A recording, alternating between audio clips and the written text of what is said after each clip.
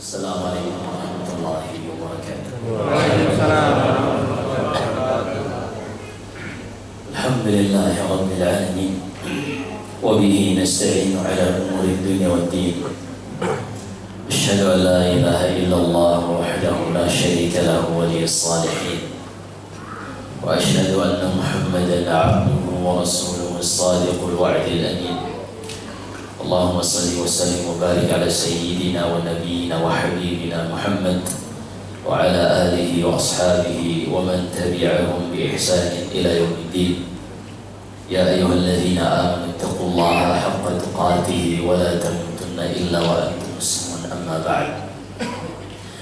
Jamaah salat subuh yang dirahmati Allah Subhanahu wa taala, kembali kita berjumpa di masjid ini dalam rangka mendengarkan ayat-ayat Allah Subhanahu wa taala dan juga hadis-hadis Nabi sallallahu alaihi wasallam berkaitan tentang tauhid. Kita akan lanjutkan bab yang disebutkan oleh penulis Syekh Muhammad bin Sulaiman At-Tamimi rahimahullah. Kata beliau, babu ma jaa fi sihr. Bab pembahasan tentang sihir. Perlu kita ketahui terlebih dahulu bahwasanya sihir bukanlah perkara yang baru ada pada umat Nabi Muhammad sallallahu alaihi wasallam. Tapi sihir ini ternyata adalah warisan dari orang-orang Yahudi, yang mana bermula dari para jin-jin yang Allah jadikan sebagai ujian bagi manusia, yang mana jin-jin ini bekerja sama dengan sebagian manusia. Allah sebutkan dalam surat Al-Jin ayat ke-6, ke-5 dan ke-6, kata Allah Subhanahu wa taala, wa annahu kana rijalun minal insi ya'uduna birijalin minal jinni fazaduhum rahaqa. Ada sekelompok orang, sebagian dari kalangan manusia, memiliki hubungan kerjasama dengan sebagian dari kalangan jin. Mereka melakukan kerjasama, tapi kata Allah, fazaduhum rahaqa. Kerjasama antara jin dan manusia ini semakin menambah kesesatan keduanya. Sehingga dari sini kita harus pahami bahwasanya tidak ada satupun kerjasama antara jin dan manusia melainkan menambah kesesatan. Berdasarkan nas di dalam Al-Quran surat Al-Jin ayat 5 dan 6. Maka siapapun yang mengklaim bahwasanya dia memiliki jin yang baik, yang membantunya dan seterusnya, maka dia telah bertentangan dengan surat Al-Jin. Adapun orang-orang yang berdalih dengan Nabi Sulaiman yang ditundukkan untuknya para jin, Allah berfirman dalam surah Al-Anbiya, wa minasyayatini may yagusuna lahu wa ya'maluna 'amalan duna dzalik wa kunna lahum hafizin. Dan ada dari jin-jin yang kami tundukkan untuk Nabi Sulaiman, sehingga jin-jin ini mereka tidak memiliki pilihan kecuali berkhidmat, membantu dan mengikuti perintah Nabi Sulaiman.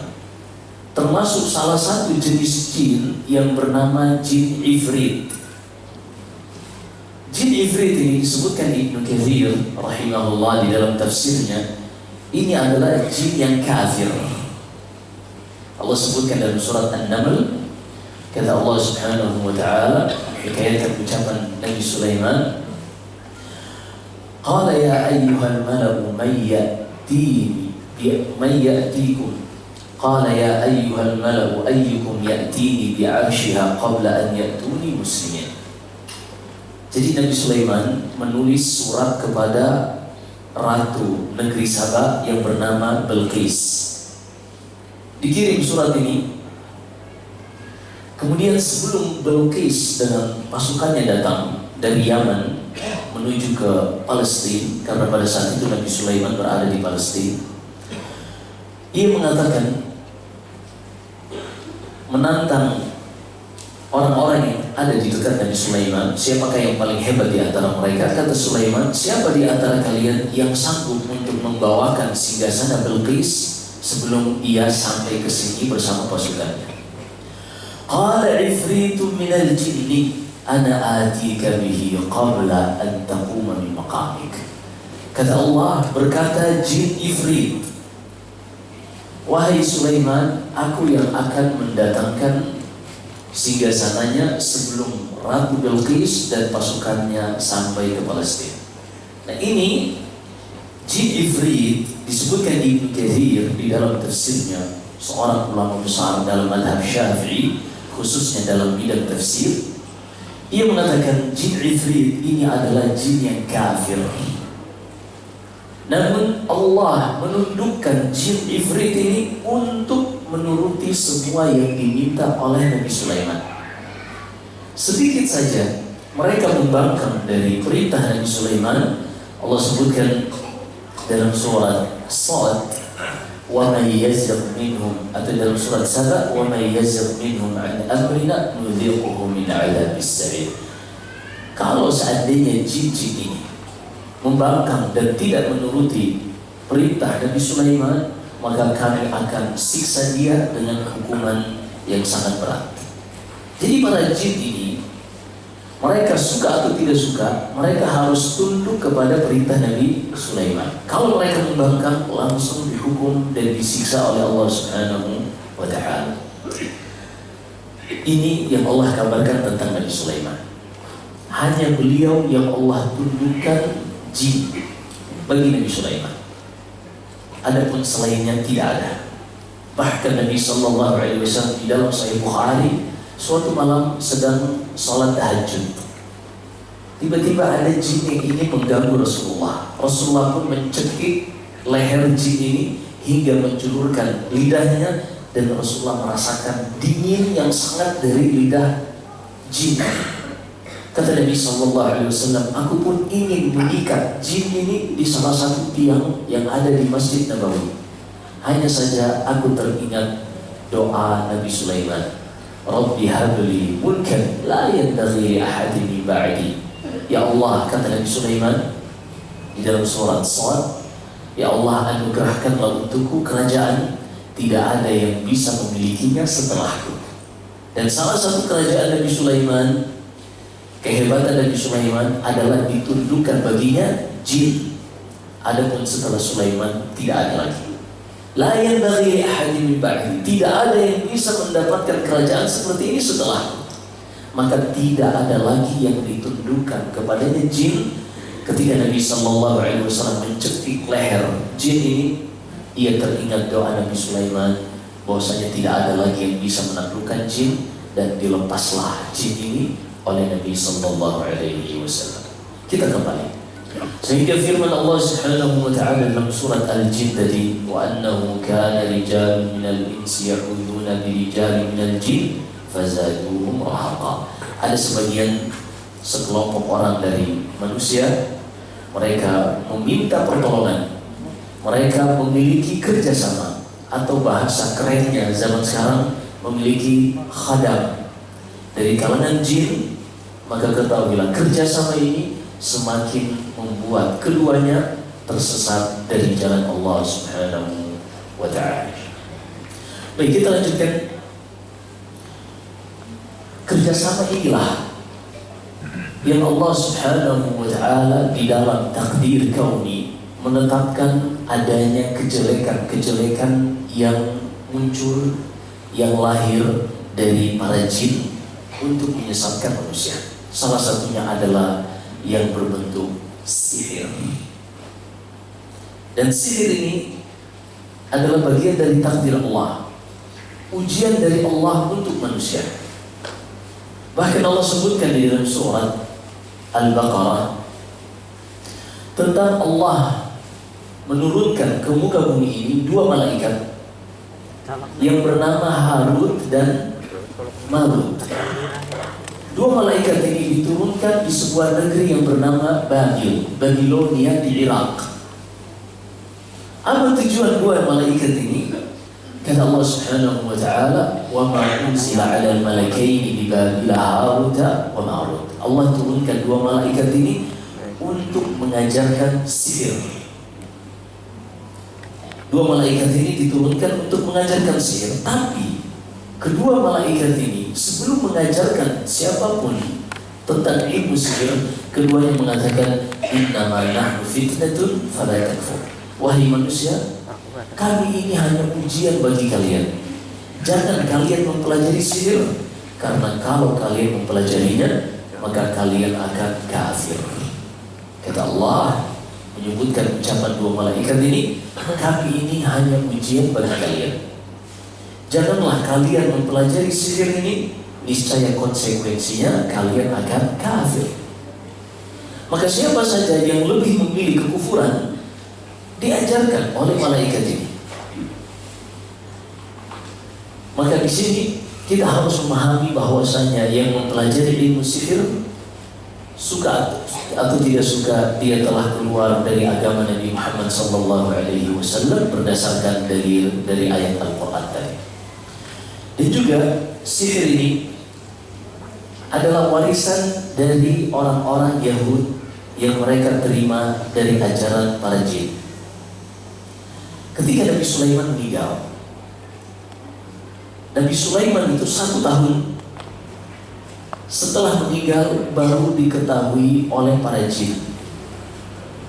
Jadi salah satu doa Nabi Sulaiman, ya Allah, jangan beritahukan kepada para jin tentang kematianku.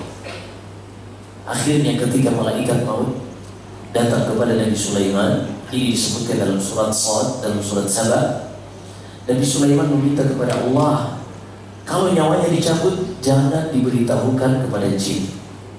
Maka Nabi Sulaiman pun berdiri bertumpu pada sebuah tongkat. Jasadnya utuh, namun ternyata sudah tidak memiliki ruh. Para jin terus bekerja di bawah tekanan. Mereka harus menuruti permintaan Nabi Sulaiman, padahal ia sudah meninggal, merasa diawasi. Sampai akhirnya setelah 1 tahun berlalu, tongkat yang Nabi Sulaiman bertumpu badannya mulai habis dimakan rayap. Hingga ketika tongkat ini habis, jasad Nabi Sulaiman jatuh. Barulah pada saat itu para jin menyadari bahwasanya Nabi Sulaiman sudah meninggal. Para jin membuat sebuah tipuan kepada manusia, yaitu mereka menulis beberapa tulisan di dalam kertas, lalu dilipat, disembunyikan di bawah salah satu kaki kursi Nabi Sulaiman. Ditulis. Setelah Nabi Sulaiman meninggal, para jin ini mendatangi manusia lalu mengatakan, Nabi Sulaiman sebelum meninggal, ia telah menyimpan rahasia jimatnya di bawah kaki kursi singgasananya. Padahal tadi yang menulisnya adalah jin. Wahai manusia, coba cek di bawah kaki kursi Nabi Sulaiman. Di situ ada secari kertas yang merupakan jimat wasiat Nabi Sulaiman. Maka disembunyikanlah jimat ini di bawah kursi, dan orang-orang yang dibisikkan oleh jin tadi, mereka pun melihat dan benar ada secari kertas, dan sejak itulah terkenal jimat Nabi Sulaiman. Tapi ternyata itu adalah tipu daya dari jin. Mereka yang menulisnya lalu menipu manusia seakan-akan itu adalah peninggalan Nabi Sulaiman. Inilah yang diwarisi oleh orang-orang Yahudi. Karena Nabi Sulaiman ini hidup setelah Nabi Musa. Sebelum Nabi Sulaiman ada Nabi Daud, ayah dari Nabi Sulaiman. Sebelum Nabi Daud ada beberapa nabi hingga sampai kepada Nabi Musa. Jadi Nabi Daud ini keturunan Yahuda bin Yakub bin Ishak bin Ibrahim. Adapun Nabi Musa, Musa bin Imran bin Lawi bin Musa bin Imran bin Qahith bin Yashar bin Lawi bin Yakub bin Ishak bin Ibrahim. Nasabnya bertemu pada Yakub bin Ishak bin Ibrahim. Intinya Nabi Sulaiman ini diutus kepada orang-orang Yahudi. Maka ketika Nabi Sulaiman meninggal, orang-orang Yahudi menjadikan jimat yang merupakan budaya syaitan tadi sebagai senjata mereka, menyangka itu adalah sisa peninggalan dari Nabi Sulaiman alaihissalam. Sejak saat itulah orang-orang Yahudi terkenal sebagai tukang sihir. Ketika Nabi SAW hijrah ke Madinah, disebutkan dalam Sahih Bukhari, Rasulullah SAW terkena sihir. Rasulullah terkena sihir. Sampai-sampai kata Aisyah, Rasulullah menyangka mendatangi istrinya, ternyata dia tidak mendatangi istrinya. Dibuat berhalusinasi sehingga merasa melakukan sesuatu padahal dia tidak melakukan sesuatu. Rasulullah terkena sihir. Namun Allah Subhanahu wa taala mengutus malaikat Jibril untuk meruqyah Nabi sallallahu alaihi wasallam. Ketika Jibril datang, ia mengatakan bismillahirrahmanirrahim min kulli syai'in yudhik. Wahai Muhammad, dengan menyebut nama Allah aku meruqyahmu dari segala keburukan yang menyakitimu. Kemudian dilihatlah, ternyata yang menyihirnya ini adalah seorang Yahudi yang tinggal di Madinah yang bernama Labid ibn al-A'sam al-Yahudi. Ini disebutkan dalam Sahih Bukhari. Akhirnya Jibril alaihissalam selesai meruqyah Nabi sallallahu alaihi wasallam dan sihir ini pun hilang. Ternyata Labid ibn al-A'sam ini berhasil menyihir Nabi, mengambil dari bekas sisa-sisa rambut Nabi yang menempel di sisir beliau. Jadi memang salah satu ciri tukang sihir, mereka akan mengambil sebagian dari barang-barang pribadi orang yang akan disihir, rambut, kuku, sehingga seorang harus berhati-hati dari hal seperti ini. Dahulu disebutkan Imam Ahmad rahimahullah, beliau menyarankan orang-orang yang memotong rambut, memotong kuku untuk menguburnya agar tidak dimanfaatkan dengan hal-hal negatif orang-orang yang tidak bertanggung jawab. Mereka membuat dengan benda-benda ini sesuatu yang bernama buhul. Allah berfirman dalam surat Al-Falaq, "Qul a'udzu birabbil falaq min syarri ma khalaq wa min syarri ghasiqin idza waqab wa min syarri an-naffatsati fil 'uqad." Aku berlindung kepada Allah dari yang menciptakan kegelapan. Aku berlindung kepada Allah dari malam ketika gelap dan dari segala keburukan makhluknya. Kemudian kata Allah Subhanahu wa taala, dan berlindunglah dari kejelekan wanita-wanita tukang sihir yang meniup pada buhul-buhul. Maka ini salah satu cara tukang sihir untuk menyerang korbannya. Baik, kita akan lanjutkan apa yang disebutkan oleh penulis rahimahullah. Kata beliau, Allah Subhanahu wa taala berfirman, wa qaulillahi ta'ala wa laqad 'alimu liman ishtarahu ma lahu fil akhirati min khalaq. Orang-orang Yahudi itu mereka sudah menyadari bahwasanya dengan mempelajari sihir mereka telah kufur dan membuat mereka menjadi orang-orang yang merugi di akhirat kelak. Ini sihir. Wa qaulillahi ta'ala yu'minuna bil jibti wat taghut. Dan juga Allah Subhanahu wa taala berfirman dalam surat An-Nisa, orang-orang Yahud mereka beriman kepada jibt dan juga taghut. Disebutkan dari Umar bin Khattab radhiyallahu taala anhu bahwasanya jibt ini adalah sihir. Jadi orang-orang Yahud ahli kitab mereka melakukan sihir. Sebagian mereka ada yang menjadi tukang sihir, ada yang menjadi dukun. وعن أبي هريرة رضي الله تعالى عنه أن رسول الله صلى الله عليه وسلم قال اجتنبوا السبع الموبقات. Kemudian dari Abu Hurairah radhiyallahu anhu di dalam Sahih Bukhari dan Sahih Muslim, Nabi sallallahu alaihi wasallam bersabda, jauhilah 7 dosa besar yang membinasakan. Qalu wa ma hunna ya Rasulullah? Para sahabat bertanya, apa 7 dosa besar yang membinasakan dan menghancurkan itu, wahai Rasulullah? Kata Rasulullah sallallahu alaihi wasallam, yang pertama, asyirku billah. Dosa yang membinasakan dan menghancurkan itu yang paling utama adalah melakukan kesyirikan. Dan makna melakukan kesyirikan adalah menyetarakan selain Allah dengan Allah. Definisi dari kesyirikan adalah menyetarakan selain Allah dengan Allah. Dalilnya di dalam surat Asy-Syu'ara, Allah Subhanahu wa taala menceritakan ucapan penghuni neraka ketika mereka sudah merasakan siksaan yang sangat pedih. Mereka pun berkata kepada objek-objek yang dahulu mereka ibadahi semasa hidup di dunia. Mereka mengatakan, qalu tallahi in kunna la fi dhalalin mubin in nusawwikum bi rabbil alamin. Sungguh dahulu, kata penghuni neraka ini kepada objek-objek yang mereka sembah selain Allah, sungguh dahulu kami benar-benar berada di dalam kesesatan yang nyata. Dikarenakan kami menyetarakan kalian, menyamakan kalian dengan Allah Rabbul Alamin. Maka perhatikan di sini, kesyirikan yang mereka lakukan dengan menyetarakan selain Allah dengan Allah. Apa maksudnya menyetarakan selain Allah dengan Allah?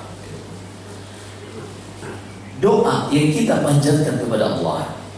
Kenapa kita panjatkan kepada Allah? Karena kita tahu hanya Allah yang bisa memenuhi doa-doa kita, yang bisa mengabulkan doa-doa kita. Ketika sebagian manusia menyembah patung, maka mereka telah menyetarakan patung ini dengan Allah dari sisi bisa mengabulkan doa. Apakah demikian realitanya? Mustahil. Benda mati, patung, baik itu yang terbuat dari batu atau terbuat dari pahatan kayu, tidak bisa menyelamatkan diri sendiri, apalagi menyelamatkan orang yang berdoa kepadanya. Begitu juga seorang yang takut kepada pohon angker misalnya. Ini apa alasannya takut kepada pohon angker? Apakah pohon ini bisa membunuh seseorang, mencabut akarnya lalu menginjak-injak orang yang lewat di sampingnya? Ini mustahil. Maka ketika mereka takut kepada pohon, secara tidak langsung mereka telah menyetarakan pohon ini dengan Allah Subhanahu wa taala dari sisi yang bisa memberikan kebaikan atau bisa memberikan kemudaratan. Maka tasbihatu ghairillahi billah, menyetarakan selain Allah dengan Allah, inilah yang disebut dengan kesyirikan. Orang-orang Nasara tidaklah mereka terjatuh kepada kesyirikan melainkan dari bab ini. Ketika mereka menyetarakan Nabi Isa dengan Allah Subhanahu wa taala. Di dalam Sahih Muslim dari hadis Umar bin Khattab radhiyallahu anhu, Nabi sallallahu alaihi wasallam bersabda, "La tutruni kama atratin nasara al-masih ibn Maryam." Wahai umatku, wahai sahabatku, jangan kalian memuji dan menyanjungku secara berlebihan, sebagaimana orang-orang Nasara berlebihan di dalam memuji dan menyanjung Nabi Isa, hingga menyetarakannya sejajar dengan Allah Subhanahu wa taala. Faqulu 'abdullahi wa rasuluh. Maka ucapkanlah aku ini, kata Nabi kita Muhammad SAW, ucapkanlah aku ini hamba dan utusan Allah. Apa makna hamba? Hamba adalah makhluk yang dicipta sehingga tidak berhak untuk diibadahi. Namun beliau juga sebagai Rasul yang Allah berikan keistimewaan sehingga tidak boleh didustakan. Inilah makna yang kita ucapkan setiap kali kita membaca tasyahud, asyhadu an la ilaha illallah wa asyhadu anna Muhammadan abduhu wa rasuluh. Apa arti abduhu wa rasuluh? Abd la yu'bad.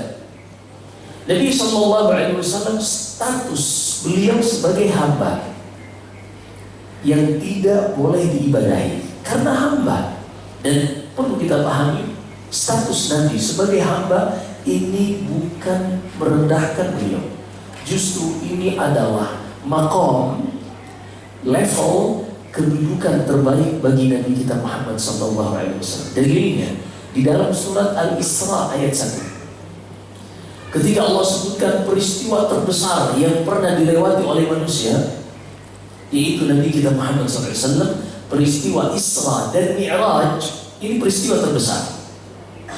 Allah sebutkan subhanalladzi asra bi'abdi. Pada kedudukan tertinggi ini, pada peristiwa terbesar ini, Allah sebutkan Maha Suci Allah yang memperjalankan abdihi, hambanya. Maka kedudukan Nabi yang paling mulia adalah kedudukan al-ubudiyah, ketika beliau benar-benar menghambakan diri kepada Allah Subhanahu wa Ta'ala. Jadi itu bukan menghina Nabi, tapi benar-benar menempatkan Nabi pada posisinya yang tertinggi, yaitu sebagai hamba. Namun beliau sebagai hamba yang tidak boleh diibadahi ini, beliau juga sekaligus sebagai Rasul yang memiliki 4 konsekuensi bagi umat. Yang pertama, tasdiquhu fima akhbar. Wajib untuk kita membenarkan setiap berita yang disampaikan oleh Nabi sallallahu alaihi wasallam. Kemudian yang kedua, ta'atuhu fima amar. Wajib bagi kita semua untuk menaati semua yang diperintahkan oleh Nabi sallallahu alaihi wasallam. Kemudian yang ketiga, wajtinabu ma anhu naha wa zajar. Wajib bagi kita menjauhi setiap yang dilarang oleh Nabi kita Muhammad sallallahu alaihi wasallam. Kemudian yang keempat, wa alla yu'badallahu illa bima syara'. Seorang tidak boleh beribadah kepada Allah kecuali sesuai dengan tuntunan ajaran Nabi kita Muhammad sallallahu alaihi wasallam. Maka menyetarakan selain Allah dengan Allah, inilah hakikat kesyirikan yang dahulu orang-orang Nasara tidaklah mereka terjatuh kepada kesyirikan, melainkan bermula dari menyetarakan Nabi Isa dengan Allah Subhanahu wa Ta'ala. Padahal Allah bantah mereka di dalam surat Al-Imran. Kata Allah, inna mathala Isa indallah kamathali Adam. Wahai orang-orang Nasara, kalian mengangkat Nabi Isa sebagai Tuhan karena kehebatan penciptaannya, karena ia lahir dari seorang ibu tanpa ayah. Itu yang membuat kalian kagum, itu yang menjadikan kalian mengangkatnya dan menyetarakannya sama dengan Allah. Kata Allah, masalah kamathali Adam. Permisalan Nabi Isa itu tidak lebih hebat dari Nabi Adam. Nabi Isa masih dilahirkan seorang ibu. Adapun Nabi Adam tanpa ayah, tanpa. Kalau seandainya kalian menjadikan Nabi Isa karena lahir tanpa ayah hanya dari seorang ibu, seharusnya kalian lebih layak untuk menjadikan Nabi Adam sebagai Tuhan. Kalau memang kalian ingin menggunakan logika, tapi kalian tidak memiliki logika, tidak bisa menggunakan logika kalian. Kata Allah, inna mathala Isa indallahi kamathali Adam khalaqahu min turab tsumma qala lahu kun fayakun. Permisalan Nabi Isa itu tidak lebih hebat di sisi Allah dari Nabi Adam.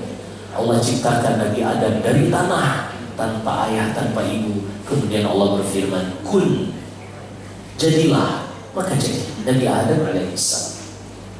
Maka ini yang pertama, dosa yang paling besar yang membinasakan dan menghancurkan adalah asyirku billah, melakukan kesyirikan. An taj'ala lillahi niddan wa huwa khalaqak. Kata Nabi sallallahu alaihi wasallam kepada Abdullah bin Mas'ud, sahabatnya, kesyirikan itu engkau menjadikan bagi Allah tandingan yang engkau menyetarakannya dengan Allah, padahal hanya Allah yang menciptakanmu. Baik, kita ringkas panjang penjelasannya, tapi kita bahas sedikit demi sedikit insyaallah. Kemudian yang kedua, kata Nabi sallallahu alaihi wasallam, di antara 7 dosa yang membinasakan dan menghancurkan adalah as-sihir. Sihir. Dan sihir ini ada 2 jenis, as-sarfu wal-'atf. Sihir yang membuat 2 orang menjadi saling mencintai, dan sihir yang membuat 2 orang saling membenci, bermusuhan, bahkan saling membunuh. Ini dua-duanya ada. Allah sebutkan di dalam Al-Quran, فَيَتَعَلَّمُونَ مِنْهُمَا مَا يُفَرِّقُونَ بِهِ بَيْنَ الْمَرْءِ وَزَوْجِهِ. Orang-orang Yahud, mereka pun mempelajari dari 2 malaikat yang merupakan ujian dari Allah tadi. Mereka mempelajari ilmu sihir, yang salah satu akibat dari ilmu sihir ini akan memisahkan seorang suami dari istrinya. Hati-hati. Tujuan yang paling disukai oleh iblis di dalam menggoda manusia adalah memisahkan seorang suami dari istri atau seorang istri dari suaminya. Hati-hati. Ini tujuan misi dari iblis. Karena kalau dua orang tua ini sudah terpisah, maka yang menjadi korban adalah anak-anak yang berakibat buruk bagi generasi umat ini. Maka berhati-hati dari sihir, berhati-hati dari hal-hal yang akan membuat keretakan rumah. Kita sudah bahas dari sihir. Kemudian yang ketiga kata Nabi Sallallahu Alaihi Wasallam, di antara 7 dosa yang membinasakan dan menghancurkan adalah dosa membunuh jiwa yang tidak berhak untuk dibunuh. Membunuh nyawa, menghilangkan nyawa dari orang yang tidak berhak untuk dibunuh, walaupun itu seorang yang kafir. Karena tidak semua orang kafir halal untuk ditumpahkan darahnya. Di dalam Al-Quran Allah sebutkan orang kafir ini ada 4 jenis.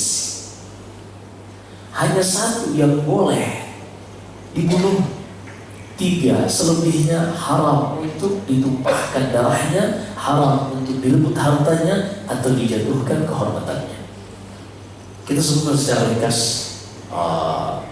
ini sebagai tambahan wawasan oleh-oleh pulang ke mana tadi? Nah, baik, Allah sebutkan di dalam Al-Quran ada 3 jenis orang kafir yang tidak boleh dibunuh. Yang pertama, ini di dalam surat At-Taubah berdasarkan urutan surat. Yang pertama adalah kafir musta'min.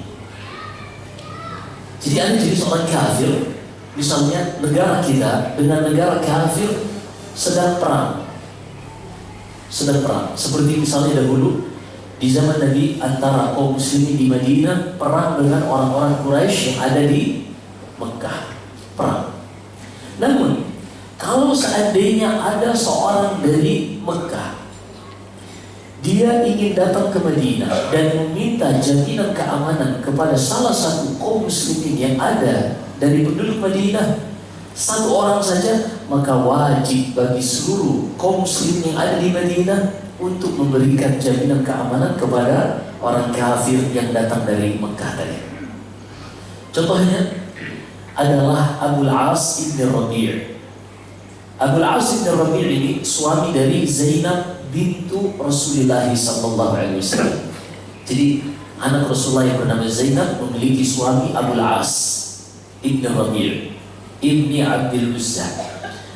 Abul As ibn Rabi' ini musyrik. Dulu di awal-awal Islam boleh seorang wanita muslimah suaminya non-muslim. Itu di awal Islam. Sampai turun firman Allah di dalam surat Al-Mumtahanah, la hunna hilun lahum wa lahum yahilluna lahun. Ketika turun ayat wanita muslimah tidak halal bagi laki-laki musyrik, dan laki-laki musyrik tidak halal bagi laki-laki muslim, tidak halal bagi wanita musyrikah. Setelah ayat ini turun, barulah tidak sah pernikahan antara wanita muslimah dengan yang musyrik. Tapi sebelumnya boleh. Seperti status pernikahan Zainab dengan suaminya Abul As. Ketika Abul As di Madinah, ia meminta perlindungan kepada Fatimah, kepada Zainab bintu Rasulullah SAW.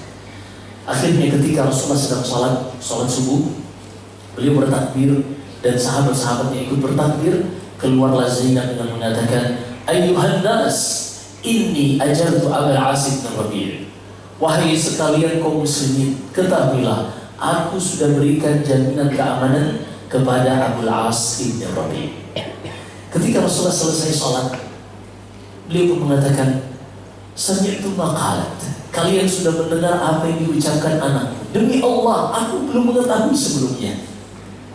Baru saja aku mengetahuinya setelah dia mengatakan tadi, ala inna dhimmat muslimina wahidah yas'a ilaiha adnahum. Ketahuilah, jaminan keamanan seorang muslim itu berlaku walaupun orang yang paling rendah stratanya sekalipun, walaupun itu yang memberikan jaminan keamanan seorang wanita. Maka ini jenis kafir yang pertama, yaitu kafir musta'min. Tidak boleh ditumpahkan darahnya, tidak boleh direbut hartanya, dan tidak boleh dijatuhkan kehormatan.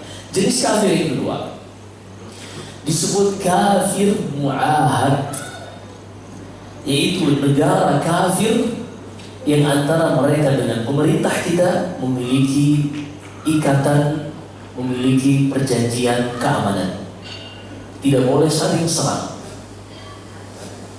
Maka pada kondisi seperti ini terjadi tahun ke-6 Hijriah pada Sulhul Hudaybiyah, perjanjian Hudaybiyah antara orang-orang Quraisy, kafir Quraisy mengikat perjanjian damai dengan kaum muslimin yang ada di Madinah dalam perjanjian Hudaybiyah. Tidak boleh saling serang, gencatan senjata, maka keduanya bisa saling menziarahi dan tidak boleh ada yang ditumpahkan darahnya, direbut hartanya atau dijatuhkan kehormatannya.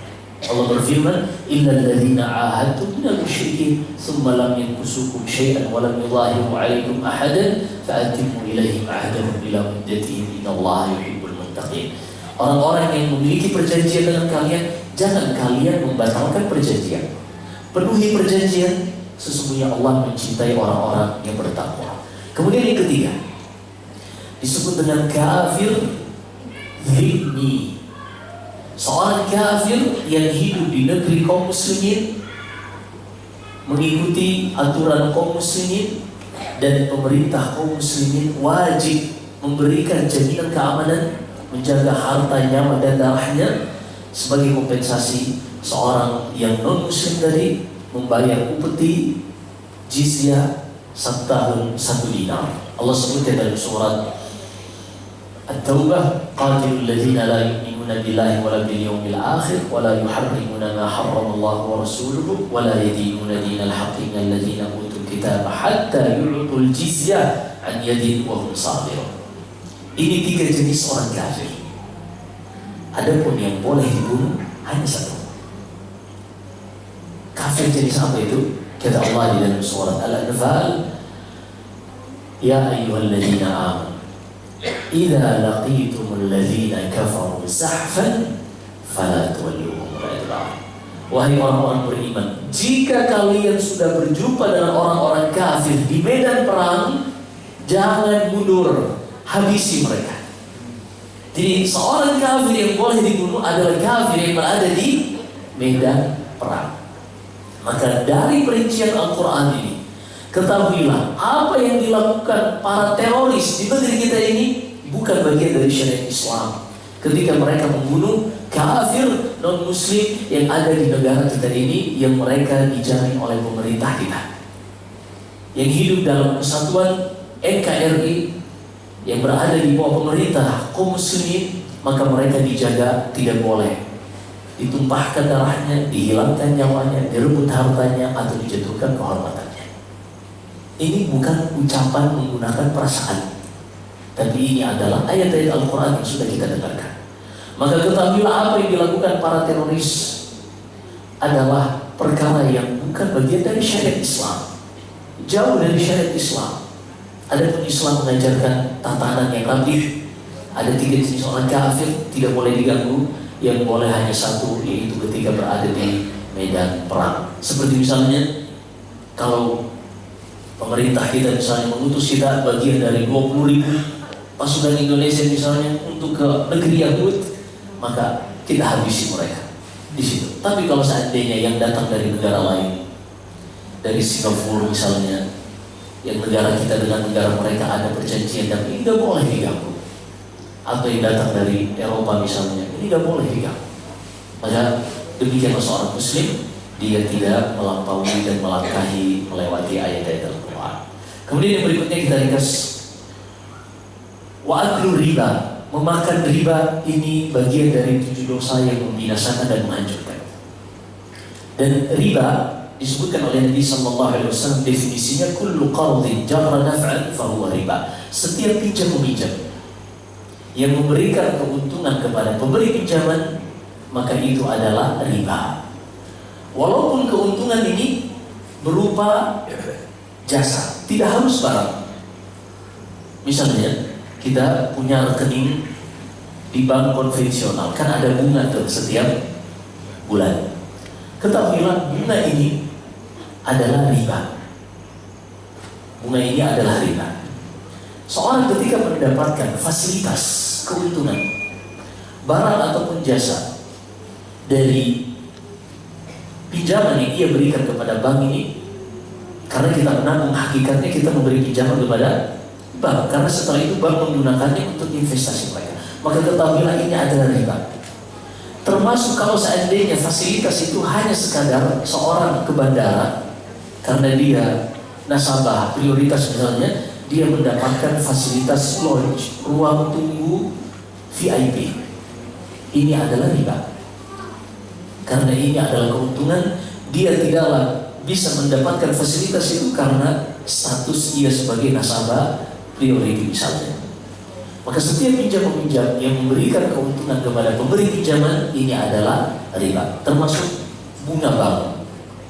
Maka yang seyogianya dilakukan seorang muslim, dia tidak menabung di bank-bank yang memberikan bunga. Alhamdulillah negara kita mendukung adanya bank syariah. Walaupun mungkin tidak 100% mereka bisa mempraktekkan syariat Islam, namun ada hal-hal yang membuat kita terhindar dari riba. Seperti misalnya ketika kita membuka rekening di bank syariah apapun, ada salah satu bentuk transaksi saving menabung yang namanya wadiyah atau titipan. Dalam akad wadiyah ini tidak ada bunga yang diberikan kepada nasabah. Ada satu jenis lagi yang mereka sebut dengan tabungan mudharabah. Hanya saja di sini masih ada hal-hal yang bisa mengantarkan kepada riba. Maka berhati-hati, cukup dengan menggunakan wadiyah. Ini paling selamat untuk kita saving. Sudah bisa menyimpan uang dalam bentuk saldo yang insya Allah akan bisa memberikan kemudahan dalam transaksi-transaksi. Kita singkat, ada 3 lagi. Kemudian yang berikutnya, wa aklu mali yatim, memakan harta anak yatim. Harta anak yatim ini biasanya mereka dapatkan dari warisan ayahnya. Dan definisi yatim, man mata waliduhu wa huwa shaghir. Definisi yatim itu adalah seorang yang meninggal ayahnya, bukan ibunya. Walaupun ibunya meninggal, kalau masih ada ayahnya, dia bukan yatim. Tapi kalau ayahnya meninggal, walaupun masih ada ibunya, dia dikatakan yatim jika usianya masih kecil sampai usia baligh. Kalau sudah mencapai usia baligh, maka hilang nama yatim darinya. Karena kalau sampai baligh masih dikatakan yatim, ini mungkin kita yatim semua kali ya. Kemudian yang berikutnya adalah wattawalli yaum az-zahaf, berlari dari medan perang. Ini dosa besar yang sangat besar dosanya. Allah sebutkan dalam surat Al-Anfal, wa may yuwallihim yawma idzin durah, siapa saja yang berlari dari medan perang, maka dia akan mendapatkan murka dari Allah, dilaknat oleh Allah, dan baginya neraka jahanam, wal'iyadu billah. Yang terakhir adalah qadful muhsanatil ghafilatil mu'minat, menuduh wanita baik-baik melakukan perzinahan atau hal-hal yang semisalnya. Hati-hati, apalagi di zaman sekarang, zaman media sosial, sangat ringan seorang untuk menuduh hanya karena ada video misalnya berdua-duaan laki-laki dan perempuan, komentarnya masya Allah berisi dengan tuduhan-tuduhan. Hati-hati. Di dalam hadits Abu Hurairah radhiyallahu ta'ala, di dalam Sahih Bukhari, Nabi sallallahu alaihi wasallam bersabda, "Inna ar-rajula la yatakallamu bil kalimati la yuqilaha balan sakhatillah yahwi biha fi nar." Ada seorang, dia mengucapkan sesuatu atau menulis sesuatu, ucapan yang mengandung kemurkaan Allah. Dia tidak peduli, seenaknya dia ucapkan atau seenaknya dia tulis dan sebarkan.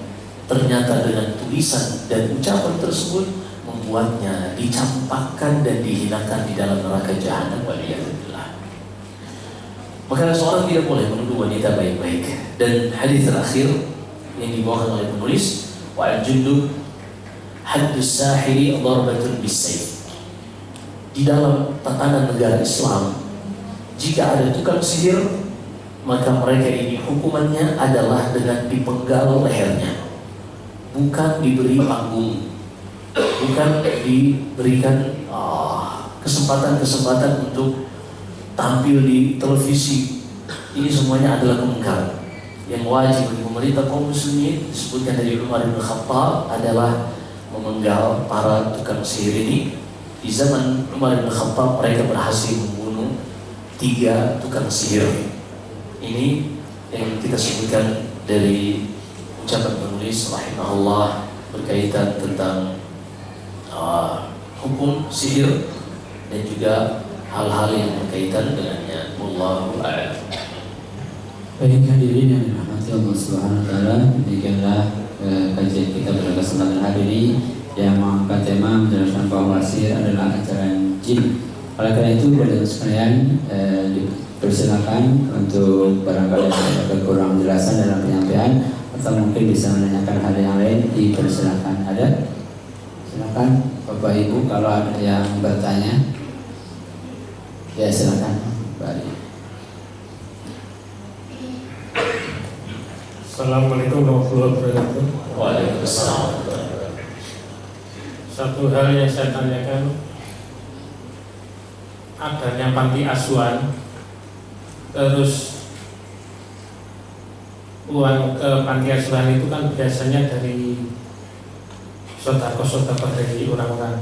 Nah, pengurusnya di situ itu terus ikut makan, bagaimana hukumnya gitu kan? Kan kadang-kadang tidak jelas dia ikut makan di situ, makannya siapa gitu. Terus yang kedua, antara yatim tadi, anak yatim yang ditinggal mati ayahnya gitu yang yatimnya, padahal di kenyataan di alam ini ditinggal ayahnya sama ditinggal ibunya itu banyak yang selesai kan ditinggal ibunya gitu. Itu saja. Assalamualaikum warahmatullahi wabarakatuh. Assalamualaikum. Baik.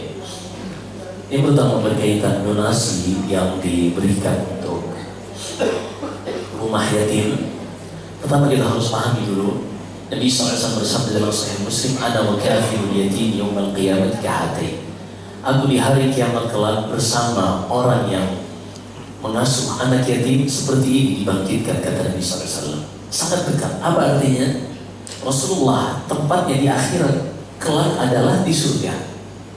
Ketika dia bersama pengasuh yatim seperti ini, maka ketahuilah pasti pengasuh yatim itu masuk surga. Ini maksud dari sabda Nabi SAW.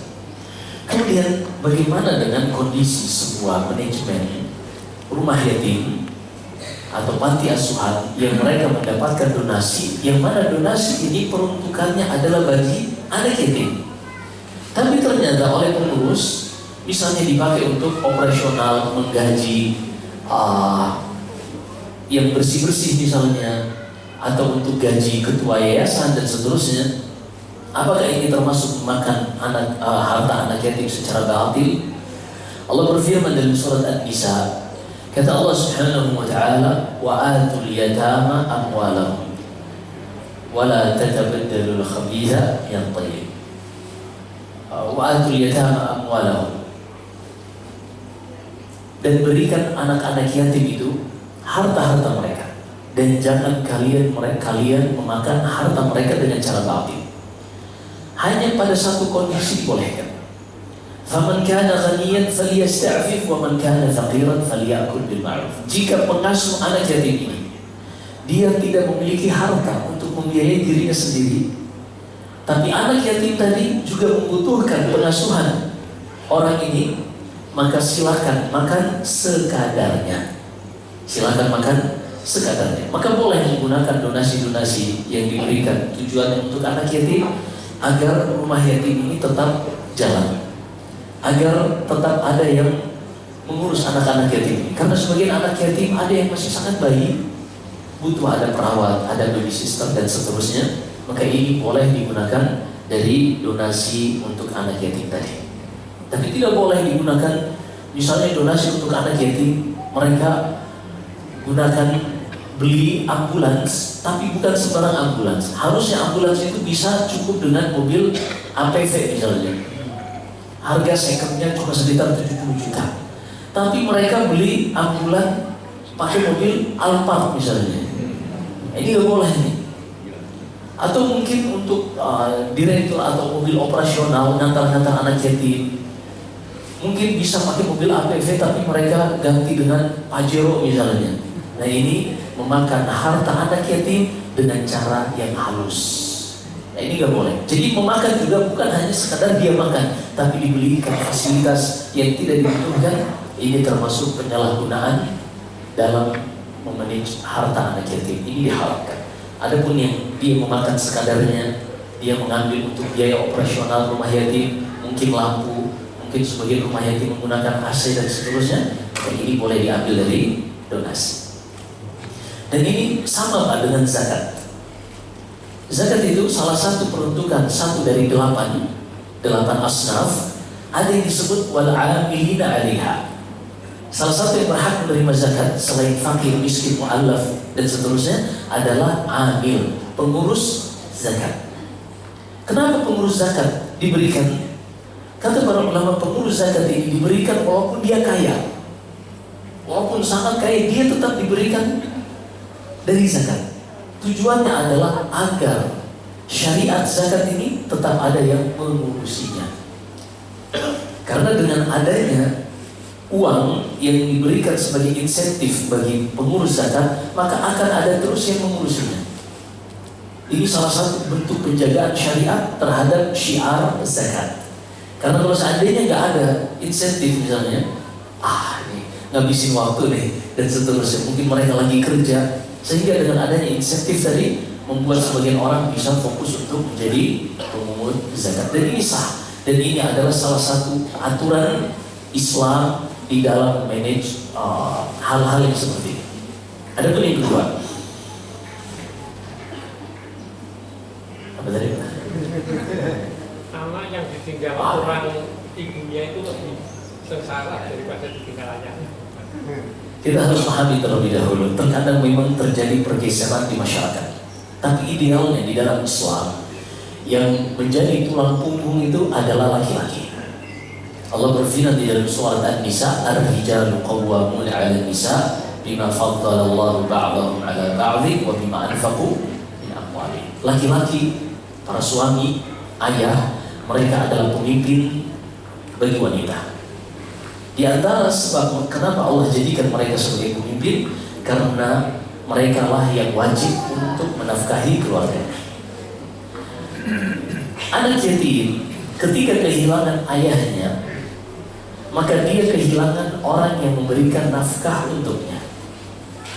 Ini tujuan utama syariat. Kenapa memberikan orang yang meninggal ayahnya ini sebagai yatim?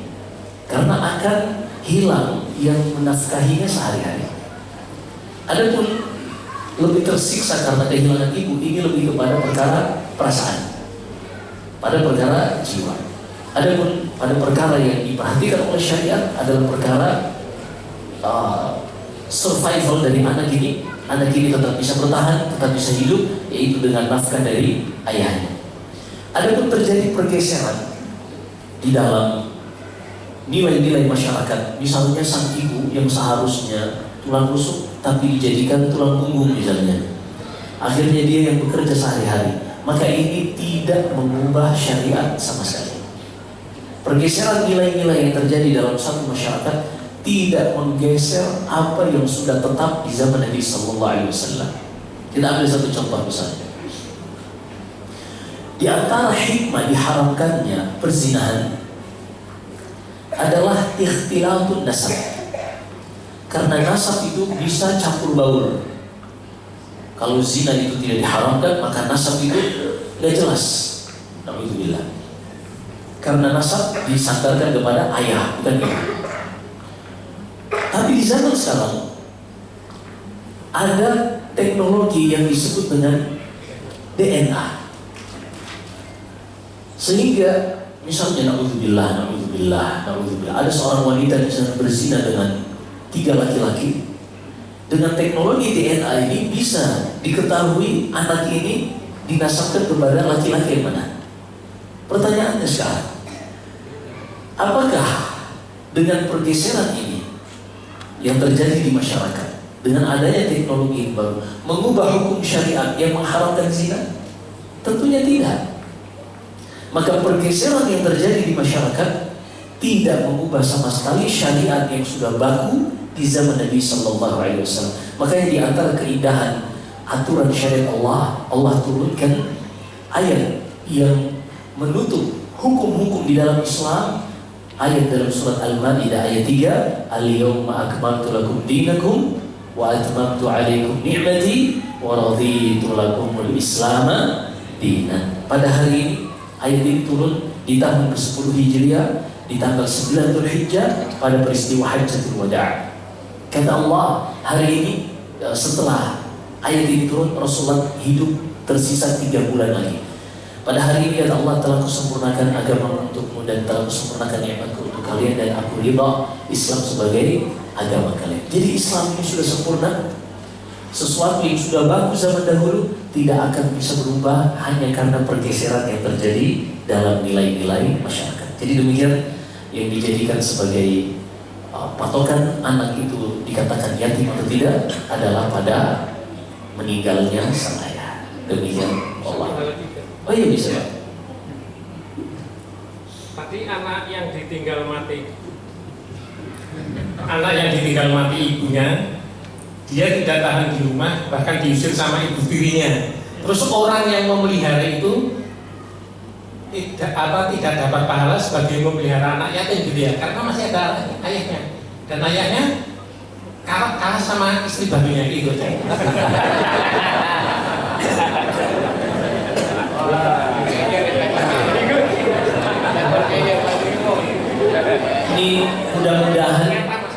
Ini mudah-mudahan gak curhat nih. Iya, baik. Kita harus pahami di dalam kaidah syariat Allah Subhanahu wa taala di dalam surat Al-Kahfi, innallaha la yudhi'u ajra man ahsana amala. Allah Subhanahu wa taala tidak akan pernah menyia-nyiakan kebaikan yang dilakukan seorang. Di dalam surat An-Nisa Allah berfirman, innallaha la yuzlimu mithqala dzarrah wa in taku hasanatan yudha'ifha wa yu'ti min ladunhu ajran 'azima. Allah itu tidak akan pernah menyia-nyiakan kebaikan walaupun hanya sebesar semut hitam, nggak akan pernah disia-siakan. Hanya saja syariat ini mengatur ketika sesuatu disebutkan secara spesifik, ahli sunnah wal jamaah tidak akan berani melangkahi apa yang disebutkan di dalam syariat. Maka jika keutamaan anak yatim ini adalah pada anak yang meninggal ayahnya, maka mereka hanya menetapkan keutamaan itu pada anak yang meninggal ayahnya. Mereka tidak melangkahi hal di luar itu. Kenapa sih syariat lebih memperhatikan pada anak yatim yang meninggal ayahnya? Karena memang dampak yang diakibatkan dari sisi ekonomi, survival, dia masih bisa bertahan hidup atau tidak, itu peran ayah lebih besar daripada peran ibu di zaman itu. Gak tahu zaman sekarang pun kita sebagai laki-laki yang kan kita kerja di luar jadi jenderal atau mungkin di atasnya jenderal apapun itu, kita punya gaji take home pay-nya misalnya 30 juta, nyampe di rumah yang tersisa di dompet 200.000, selebihnya kasih ke istri, iya kan? Jadi kita juga yang membiayai semuanya. Jadi sampai sekarang pun laki-laki yang menjadi tulang punggung. Ada pun perempuan gaji mereka berapapun di luar, pulang utuh. Kita kan gak terima dari gaji istri. Sebaliknya kalau gaji kita semuanya milik istri. Jadi kata mereka, gajiku bukan gajimu. Ya. Kalah 1-0 kita Pak.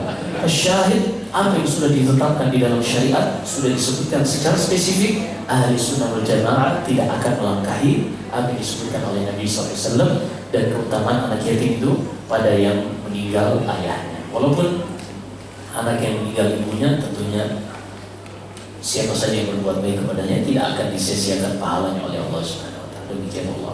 Baik, hadirin yang dirahmati Allah Subhanahu wa taala, kita akan cukupkan di jam 6. Oleh karena itu saya kasih kesempatan untuk ibu-ibu barangkali ada yang mau bertanya. Ada, oke, silakan.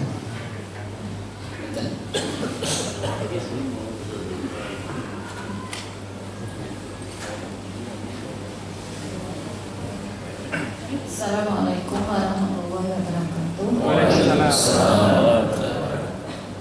Ustadz, saya mau tanya masih berkaitan dengan anak yatim. Jadi misalkan ada seorang ibu yang di situ menafkahi anak yatim, membesarkan anak yatim. Nah, ketika ada seseorang itu memberi sedekah kepada anak yatim tersebut, apakah boleh satu keluarga, ibu dan mungkin saudara dari yatimnya itu ikut makan dari harta yang dari pemberian orang tersebut, karena mungkin dari penghasilan seorang ibu itu kurang mencukupi sehingga uang yang tadinya itu memang disedekahkan anak yatim itu harus ikut dibelanjakan juga. Ya, mungkin itu Ustaz yang kami tanyakan. Terima kasih.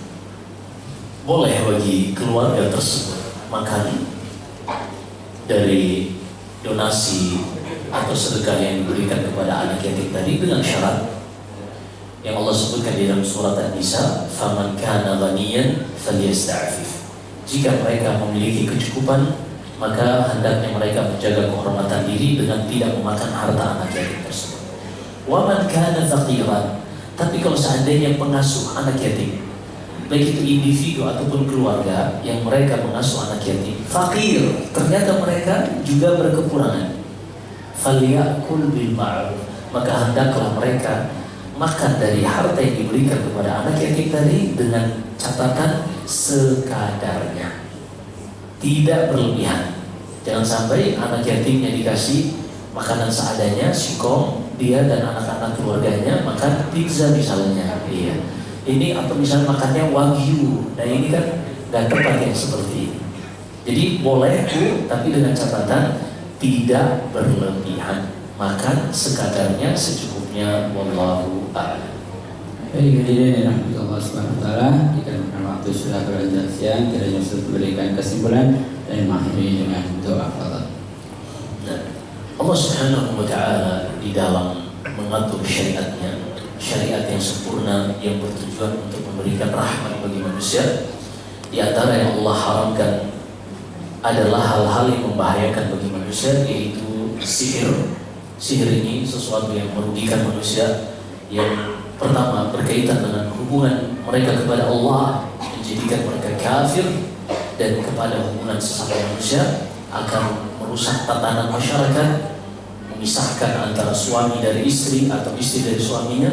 Ini adalah kerusakan yang sangat buruk yang diakibatkan oleh sihir ini. Maka hendaknya seorang muslim ia penting untuk mempelajari agamanya, mempelajari apa yang Allah Subhanahu wa taala syariatkan di dalam Islam yang sempurna ini, agar ia tidak terjatuh kepada kesalahan dalam keadaan dia tidak menyadarinya. Karena sebagian orang menyangka mempelajari ilmu sihir memiliki kesaktian, bisa sholat di atas daun pisang, itulah kesaktian. Iya. Padahal kan sholat di atas karpet di Masjid An-Nur lebih nyaman daripada di atas daun pisang. Iya, gak bakalan jatuh. Jadi, tapi ada Pak, sebagian orang menyangka dia menjadi orang yang mencapai tingkat yang level tinggi kalau dia sudah sakti, kalau dia kebal misalnya. Padahal pada tahun ketiga Hijriah di bulan Syawal, Nabi SAW pada peristiwa perang Uhud, kepala beliau bocor, luka mengalirkan darah, gigi beliau patah. Kurang apa ketakwaan Nabi? Berarti ilmu kebal itu bukan bagian dari Islam. Kesaktian-kesaktian yang dianggap sakti mandraguna dan seterusnya, ini bukan level yang dicapai seseorang yang menunjukkan ketakwaan, bukan. Tapi hakikat ketakwaan seseorang adalah ketika dia menghambakan diri kepada Allah Subhanahu wa taala. Sebagaimana tadi kita sebutkan dalam surat Al-Isra ayat 1, maqam tertinggi, level dan kedudukan tertinggi Nabi sallallahu alaihi wasallam Allah sebutkan pada peristiwa terbesar di dalam sejarah manusia, Isra dan Mi'raj, adalah level beliau sebagai abd. Subhanalladzi asra bi'abdihi. Maha suci Allah yang memperjalankan hambanya.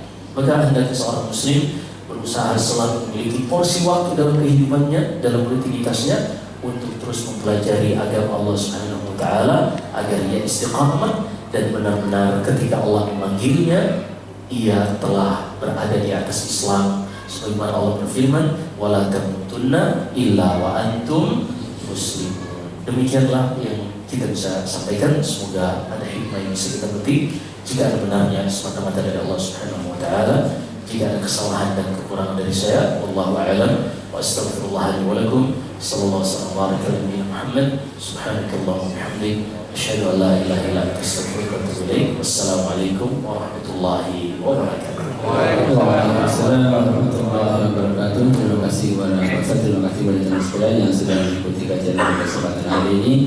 Dan saya sebagai pembaca barangkali ada kesalahan dan kesilapan, dan mohon maaf kepada teman sekalian.